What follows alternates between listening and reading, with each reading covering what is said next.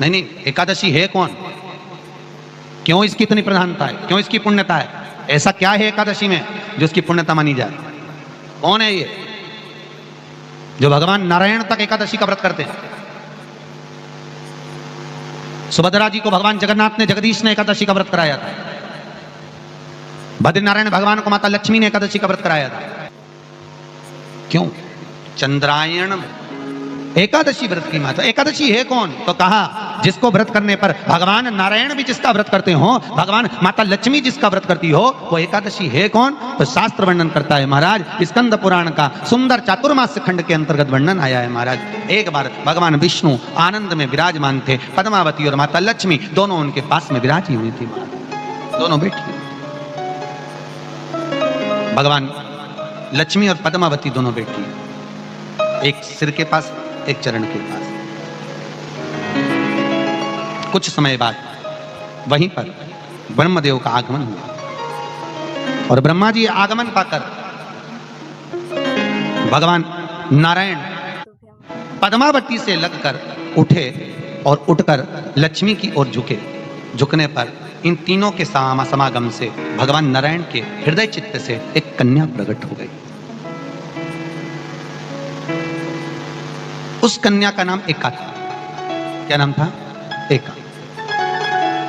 अब 10 उसके गुण इतने प्रबल थे, वो 10 गुण उसके बड़े प्रबल थे कि वो एका जिसको निहारती थी उसको संपदावान बना देती थी, जिसको देख लेती थी उसके जीवन में वो आनंद की अनुभूतियां करा देती थी। एका जिस मार्ग से जाती थी उस मार्ग के द्वार खोल देती थी। एका का पुण्य इतना पुण्य प्रखर। पद्मावती और लक्ष्मी ने कहा महाराज ये बेटी आपके द्वारा निर्मित हुई है, इसका कन्यादान करना चाहिए। हमारे यहाँ हिंदू धर्म में रीति है, जिस दिन कन्यादान करा जाता है उस दिन व्रत रखा जाता है। अब आजकल रखते कि नहीं रखते मालूम नहीं, और कन्यादान करते समय व्रत रखा जाता है। व्रत रखना है, एका का कन्यादान करना है। भगवान बोले कन्यादान करें, किसको दें? एका किसको दी जाए? एका प्रदान किसको करी जाए? पुण्यता किसको दी जाए?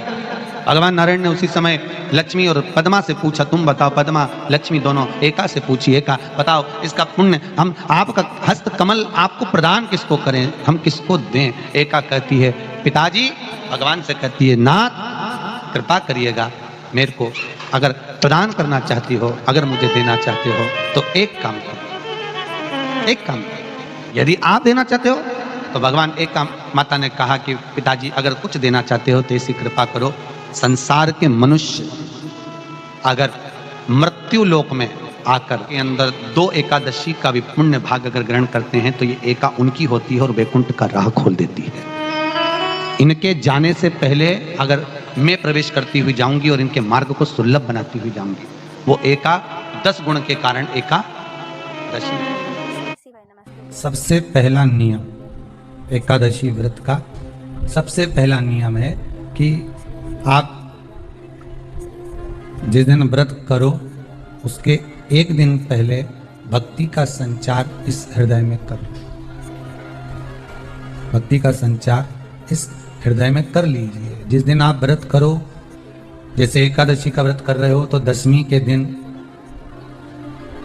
शाम का समय जब आवे, रात्रि जब होने लगे, शाम का समय आवे और रात्रि का आप जब भोजन ग्रहण करो तो उस भोजन में कोई ऐसा पदार्थ ग्रहण मत करिए जिस पदार्थ के कारण आपकी एकादशी बिगड़ जाए।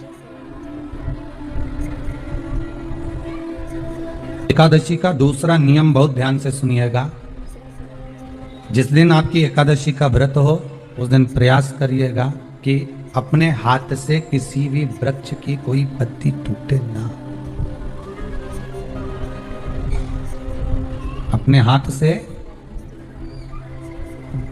किसी भी वृक्ष की, पौधे की, किसी भी वृक्ष की पत्ती अपने हाथ से ना टूटे। बहुत ध्यान दीजिएगा महाराज। एकादशी का ये दूसरा नियम है कि अपने हाथ से किसी पौधे की, किसी वृक्ष की, किसी डाली की कोई पत्ती टूटे ना, कोई पत्ती ना टूटे, इसका प्रयास करिए।